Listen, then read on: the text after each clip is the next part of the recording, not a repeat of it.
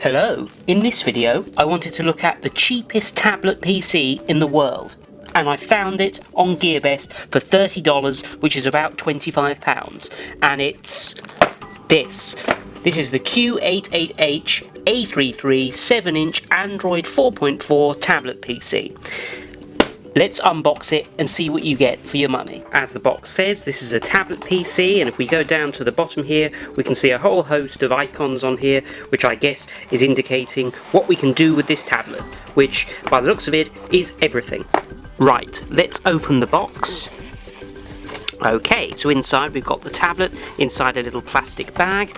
We've got this, and in this they appear to be trying to show you how to use an Android tablet fully in like 10 small pages of badly written English. So this is a waste of time. The charging cable, micro USB to USB, and then this is some kind of, this is an adapter so that you can plug things like USB pen drives into the tablet, which is pretty cool. And we've also got this, which is an American charging adapter. I'm not going to use this, I'm just going to charge it by USB. So let's look at the actual tablet and take it out of this little bag. Now, I must admit, it's much dinkier than I thought it was going to be, actually. It's kind of a good size. It's sort of easy to hold. Now, it's covered in this sort of protective plastic, so let's rip that off, which is the most satisfying thing I've ever done. And let's do it on that side as well. It's very satisfying. It's like peeling a scab off. Fantastic. So the tablet itself's got this white surround, which is made of plastic. Feels quite solid though. The screen is 7 inches. Let's measure it. Yes, they're not lying. It is 7 inches. In case you didn't know, you should measure screen sizes along the diagonal. So along the top edge of it, we've got a webcam, microphone. We've got the USB charging port, which is also an OTG port, so you can plug in a USB device. The power socket, so you can either charge it using a wall adapter or via USB. And we've got the on button. Let's rotate it to this side. That's the headphone jack. We've also got volume up and volume down buttons here. We've got a TF card slot here, which I'm assuming is a micro SD card slot. Okay, I've got a micro SD card here, so is that going to fit in? Yep, I hope so. Yep, that feels like that goes in there. And we've also got a camera on the rear and what looks to be a flash as well, which is pretty unusual. And this, which I guess is the speaker. Now I have to say, this plastic, although it feels quite cheap on the back here, it does feel incredibly rugged. And now I feel it, it's a really light tablet. In fact, using my trusty digital scales, oh no, the battery's not low, is it? No, it's fine. Right, let's put it on there. It weighs 286 grams. As a comparison, that's about the same as 2 DVDs and a CD. Right, I don't think we can avoid this. I'll have to turn it on. So let's hold in the on button on the side there. Let's watch what happens. So we've got, this is running Android 4.4, which is, well, by the looks of it, Aubergine. I didn't realise that was an Android version. I've just checked, and Android 4.4 is Kitkat, not Aubergine. And this is a standard Android interface, so we just drag across like that. You should be familiar with this if you've ever used an Android device. Now, one of the most important things I'd like to mention to start with is, as I said, this is running Android Kitkat. So first thing I did was actually went to the settings and about tablet, but I'm afraid there is actually no way of upgrading this, and I doubt very much for this price that the manufacturers of this will bother to release another version. But you may have more luck than me. You may be able to find a forum somewhere where somebody's managed to upgrade this. But obviously, the fact that it's only running 4.4 means that if any applications are released that require an operating system version later than that, you're not going to be able to run them. One small design thing that's annoying me is that obviously when you press buttons you get a sound, and when I put my finger over the speaker it really dulls the sound, and it kind of annoys me when they put speakers on the back of devices because you are the one looking at it. The sound should be projected towards you. This tablet has Wi-Fi and Bluetooth. Obviously Wi-Fi is really a necessity these days on a tablet. Let's have a look at the storage information on this. It seems to have 2 sections for internal storage.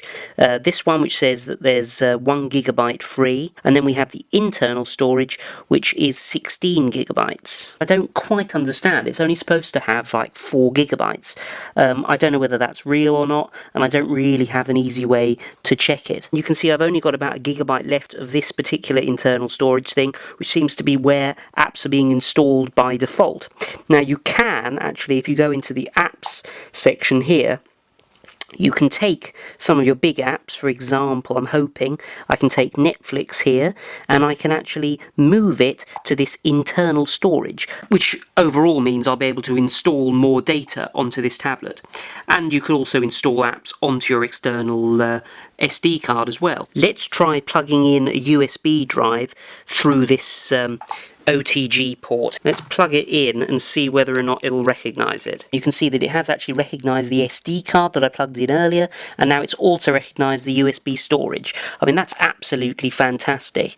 I mean, the irony is actually that you can do this so easily on this cheap £25 tablet, but if you bought a £200 iPad, it would be almost an impossibility to extend it in this way. I can test something else on this OTG port. I've got this little dongle here, which is for a wireless keyboard. Okay, strangely enough, that keyboard didn't work, but I've got another Logitech keyboard here, which is a slightly older one. So even though this has got an OTG port, you do still have to have the drivers on the Android operating system for the device that you're installing.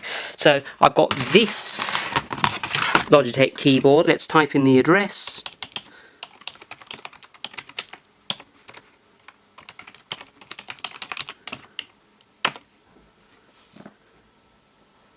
So it's very easy to type in, obviously using a standard keyboard. And there we go, it's loaded my YouTube channel. Now I charged this yesterday, it's currently gone down to 95%. It took about 2 hours to charge, no problems with the battery life as far as I can see. In terms of the screen quality, this is a WVGA screen, which means it's 800 by 480 pixels. Now that is not a high resolution screen, but I do have to say that on this 7-inch tablet size, you really don't notice. There aren't any huge artifacts on there. To be honest, I had an Asus tablet which had a worse screen than this, and it cost about 3 times the price. For watching a film on or something, this is going to be fine. So let's have a look at the camera. So this is the front-facing camera. Now I'm not expecting much out of this, I have to say. It's taken a crappy picture, and I think there is a flash on the front there. Let's try that. Didn't seem to make much of a difference, to be honest, did it? And there's also the front-facing camera. Oh, that's a terrible view of me. So yeah, I mean, there's 2 crap cameras anyway, and you can also do video on here as well.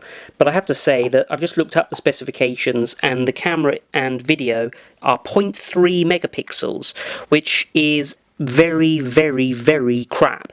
I could probably draw a better picture than this can take. In terms of speed and performance, this is a 1.2 GHz quad-core tablet apparently, but I have to say that the menus are responsive, loading everything is responsive. I've downloaded and installed some apps on this, like Chrome, and maybe the first time you load Chrome, maybe it's a little bit slow, but it quickly sort of starts to work properly. So let's go to the BBC website. Okay, so I mean, it's not super fast, but it's definitely usable, and you can see I'm scrolling here and it's not really struggling too much.